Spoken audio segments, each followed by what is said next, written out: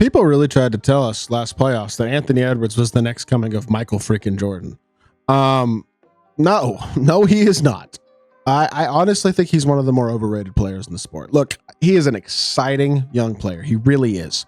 It's just the conversations that people put him in are ridiculous. He is not on the top tier of player. Obviously, he's not Jokic and Giannis. Nobody is, right? Nobody's arguing that. But he's also not Shea, Luka, Tatum. He's just not on this caliber of player yet. Like, let's calm down with the Anthony Edwards hype. And I think I'll say this. People have calmed down at this point, but it was ridiculous when it started, in all honesty. Because look, he's an incredibly exciting player, and he's actually improved in some areas this season, but there are some serious flaws in his game that were very apparent in the playoffs last year. They were also very apparent in the Olympics and have been very apparent all season this year as well. And that stuff just gets overlooked by people who are like, oh, but his dunks are amazing, and oh my goodness, he's shooting the three ball more efficiently this season. This dude's awesome. Look, he's not the to blame for the Timberwolves struggles, but he's not exactly not to blame either, if you know what I mean. So I want to talk more about Anthony Edwards specifically and the Timberwolves as a whole, mostly Ant though, in this video. Before we hop into it, if you haven't already, make sure you hit that subscribe button. Help me push towards the 2,000 subscriber mark on the channel. Uploading every single day, tons of consistent daily NBA content. We'd really appreciate it if y'all do subscribe. Without further ado, tonight, Anthony Edwards in a 3-point loss to the Celtics goes -10, worst on the team. 15 points, 5 of 16, 2 of 9 from 3, 4 rebounds, 6 assists, 2 turnovers. That 3-to-1 assist turnover ratio is about the only positive I can find in that box score. Overall, really not good game. Team worst plus minus. Julius Randle played great tonight, 27 points very efficiently, 8 rebounds and 7 assists as well. Jaden McDaniels had himself a good game. He hasn't had a great year. He's been struggling in a lot of ways, but he had a good year, or a good game, I should say. I mean, overall, they got great contributions from Dante DiVincenzo, Naz Reid off the bench, and they lose. I mean, the Celtics are a really good team. You don't want to take that away from them. Celtics didn't have Jaylen Brown, though. They didn't have Kristaps Porzingis. They're on the road. Everybody else in the Timberwolves played well. That's a game you would hope to win. Now, I know it's the Celtics, but it's the type of game you want to win. And it's the type of game you're going to need to win in the playoffs. And look, is one regular season loss a big deal? No, it's not. Is this a example of feel like what might be a little bit of a larger trend though? Yes. Now, obviously he's not going to shoot like this every night, but there are some serious flaws in the Anthony Edwards game that I'm not a fan of. And look, he comes out and says this tonight. This bothered me even more. You can talk about the flaws in the game. We'll talk about some of that stuff, but his actively coming out in his post-game interview tonight and saying, basically, he was talking about his frustration with the way his teams are guarding him with 2 guys, taking away his opportunities to be a scorer, forcing him to play off the ball and be a passer. And he says, it's not how I want to play, of course. I'm only 23. So I don't want to just be passing the ball all night. Dude, but the way they're guarding me, I think I have to. Basically is what he says. Yeah, I'm sorry. You have to pass the ball more. But it's not advanced stuff. Like advanced stuff is nice, but it's reading the way the center hedges and hitting the pocket pass into Gobert.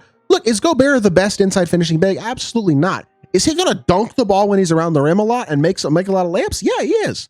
Like, when the pocket pass is there, you got to throw it every time. Make them respect that. You got to be able to read the corner crashing and throw that next pass. Like, you have to be able to make reads at a high level and be a playmaker when you are the focal point of your team's offense every single night.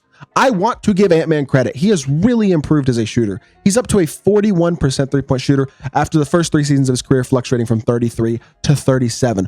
Really impressive on a career high in attempts as well.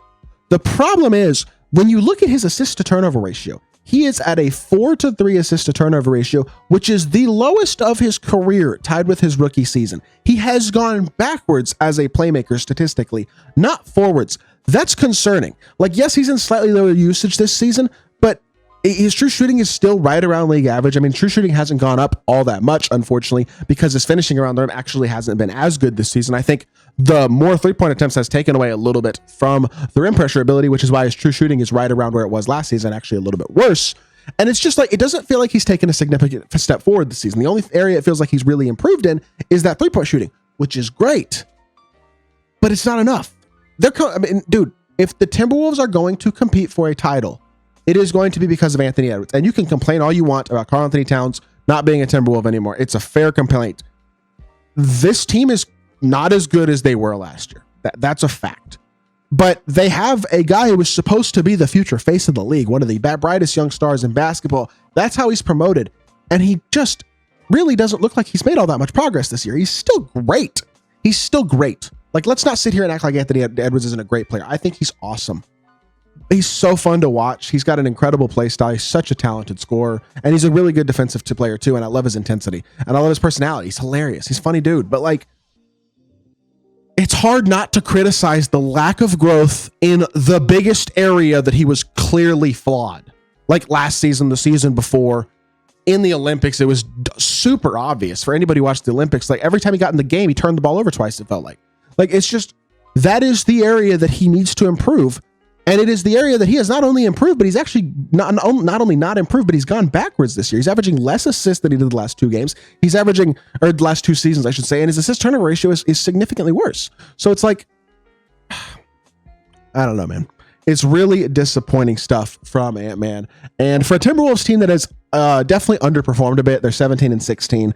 They're 5-5 in their last 10 games. They barely, I mean, the net rating is 1.7. Like, it's not horrible, but they don't look to be in that top echelon of contenders, which, I mean, in the Western Conference, that's your Oklahoma City, Memphis, and then a healthy Dallas and Houston look to be the top echelon. And Denver, because of Jokic, is there too. Sure.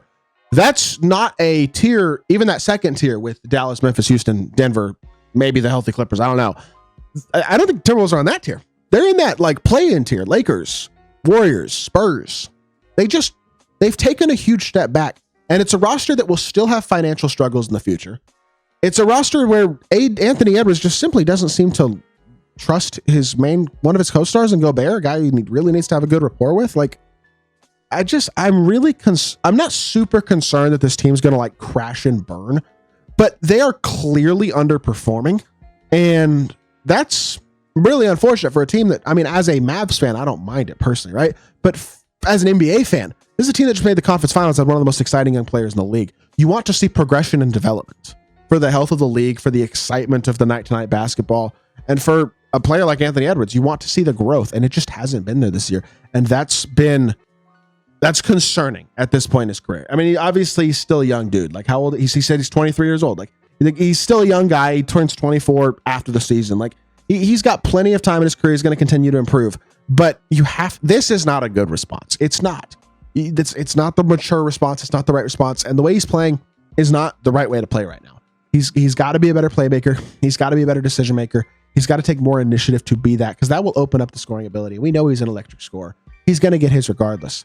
But especially against a really good defensive team like Boston, man, you just got to take what's there, plain and simple. And he didn't do that tonight, and it cost them in a game that they should have won. And it's something that's been costing them as a whole, I think, this season. And you can complain about all the other stuff on the Timberwolves all you want. And there's a lot of other valid things you can complain about, players you can complain about, all that type of stuff. When your leader is not improving in the biggest area of improvement he was needed to, that's not ideal.